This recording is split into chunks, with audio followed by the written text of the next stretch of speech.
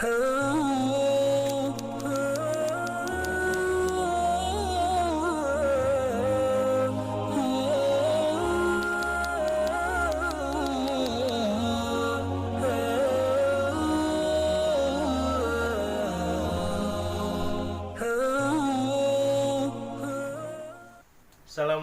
warahmatullahi wabarakatuh. Bismillah walhamdulillah. Wassalatu wassalamu ala rasulillah Sayyidina Muhammad ibn Abdillah. Wala hawla wala quwata illa billah.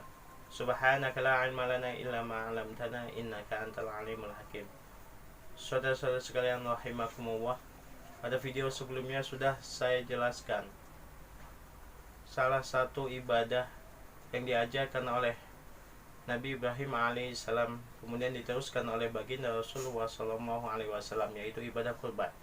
Dan pada kesempatan kali ini saya juga akan menjelaskan ibadah yang juga diajarkan oleh Nabi Ibrahim alaihissalam, kemudian juga diteruskan oleh baginda Rasulullah SAW, dan diperintahkan kepada kita sebagai umat beliau, sebagai umat Nabi Muhammad SAW, yaitu ibadah haji.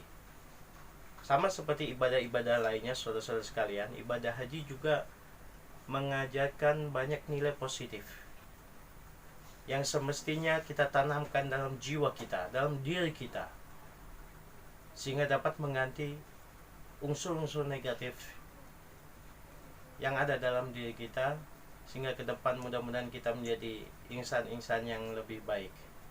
Nah, ini merupakan salah satu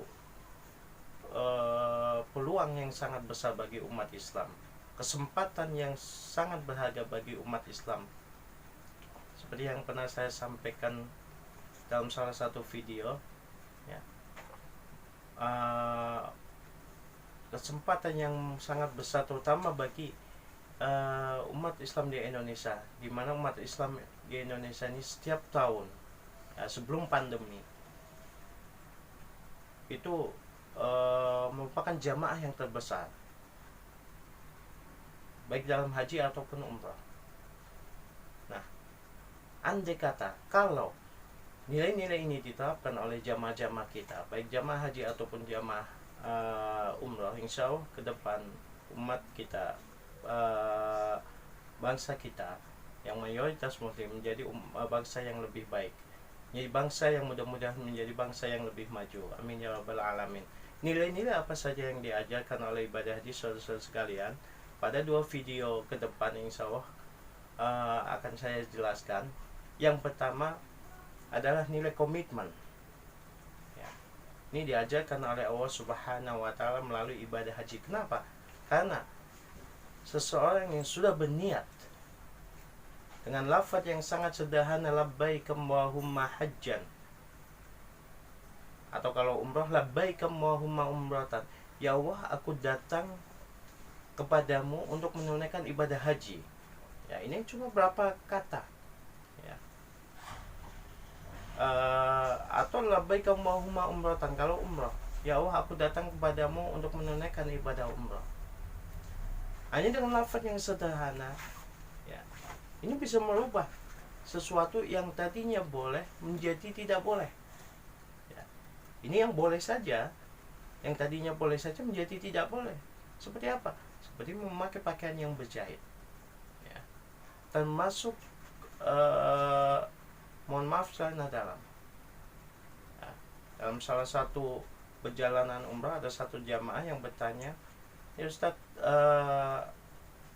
kan tidak ada yang tahu apakah kita memakai celana dalam atau tidak. Nah, saya berikan jawaban, betul Pak, tapi ini urusannya bukan dengan istri Bapak yang ada di sebelah Bapak. Urusannya bukan dengan teman Bapak, ya, atau orang yang ada dalam rombongan Bapak. Tapi ini urusan yang dengan Allah, Zat yang Maha mengetahui apa yang ada dalam diri kita, mengetahui termasuk apakah kita memakai celana dalam ataupun tidak. Nah, ini kita dilatih untuk komitmen dengan lafaz tadi, lafaz dengan niat tadi, dan ini harus dipatuhi sampai selesai menunaikan ibadah haji. ya sampai rangkaian ibadah haji selesai. Termasuk juga larangan lainnya, ya larangan untuk mencukur rambut, ya memotong kuku dan lain sebagainya. Saudara-saudara sekalian, kita dilatih oleh Allah Subhanahu wa ta'ala untuk lebih komitmen, ya, dan dilatih muraqabatullah, perasaan selalu diawasi oleh Allah Subhanahu wa ta'ala. Harapannya mudah-mudahan perasaan tadi muraqabatullah tertanam dalam diri kita, dalam jiwa kita, sehingga dalam menjalani kehidupan sehari kita, ketika sepulang dari haji, ketika sepulang dari umrah,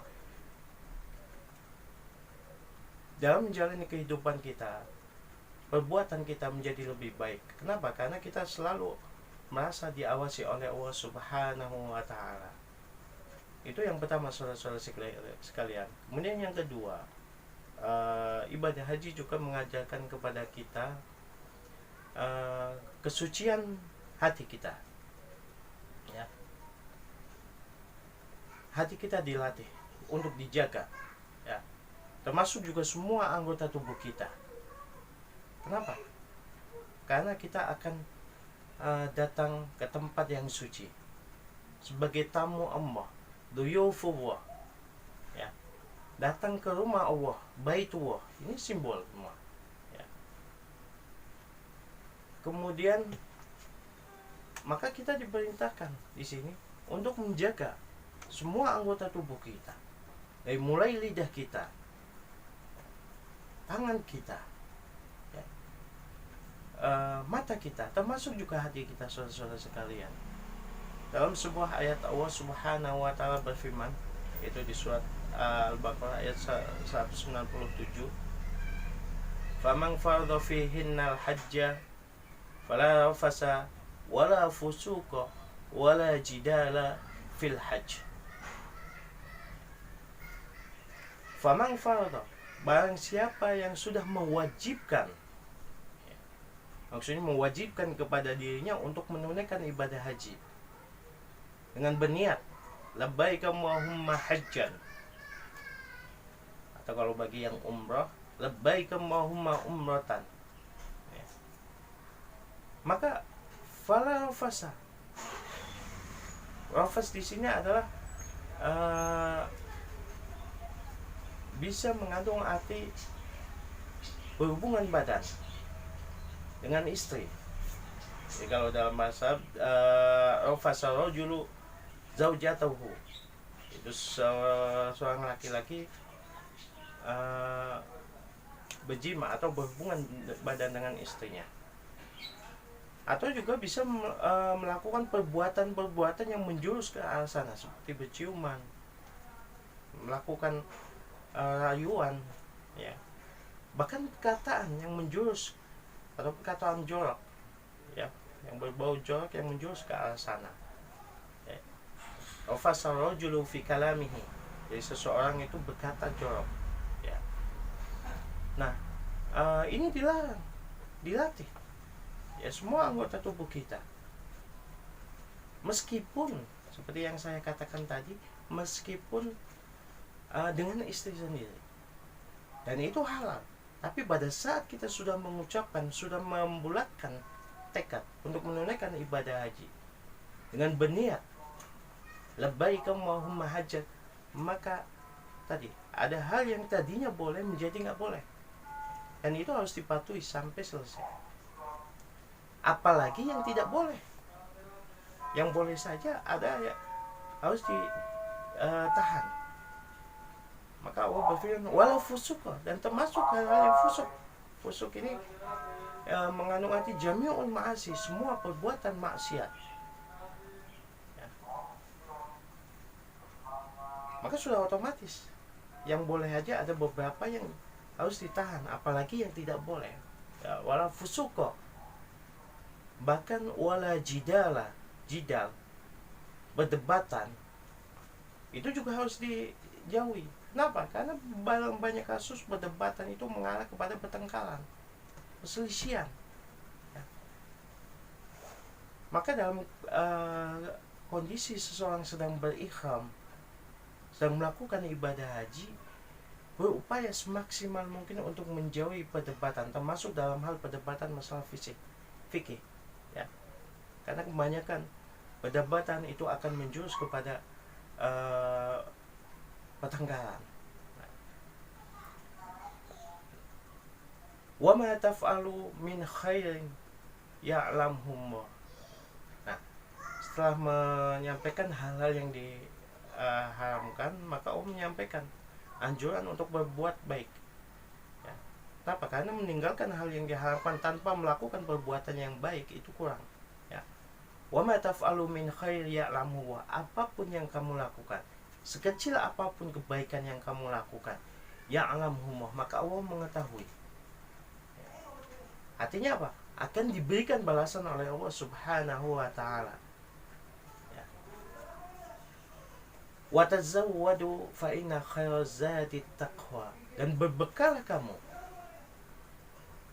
karena sesungguhnya sebaik-baik bekal adalah takwa. Nah, saudara-saudara sekalian, ayat ini turun, ya, lafaz wa tazawwadu, berbekalah, itu pada satu kaum yang menunaikan ibadah haji tanpa membawa bekal, sehingga dapat menjadi beban, ya, menyusahkan orang lain. Bahkan ada sebagiannya yang melakukan perbuatan yang mendolimi orang lain, perbuatan rozak. Maka di sini Allah perintahkan kita supaya ketika kita berhaji membawa bekal yang cukup, ya, supaya jangan sampai terjadi perbuatan kita mendolimi orang lain. Nah, ini juga dilatih oleh Allah Subhanahu wa taala, dijaga semua anggota tubuh kita. Ya. Kemudian Allah tekankan bahwa sebaik-baik bekal, ya, adalah takwa, adalah perilaku kita, ya, yang menjaga semua anggota tubuh kita dari mulut, mata, tangan, ya, bahkan hati kita, agar tidak muncul perilaku-perilaku yang tidak baik dari diri kita.